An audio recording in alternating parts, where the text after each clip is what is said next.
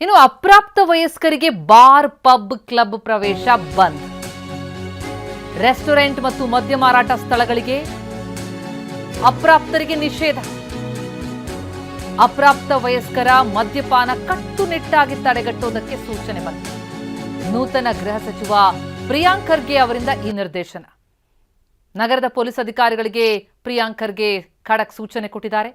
ID card ಇಲ್ಲ ಅಂತಂದ್ರೆ bar, ಪಬ್ಗಳಿಗೆ ಪ್ರವೇಶ ಕೊಡೋ ಹಾಗಿಲ್ಲ. Hotel Management with AI. Join IIHM, International Institute of Hotel Management.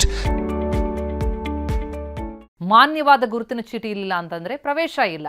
ತೀವ್ರ ನಿಗಾ ವಹಿಸಬೇಕು. ಅಪ್ರಾಪ್ತರಿಗೆ ಅವಕಾಶ ಕೊಡಬಾರದು.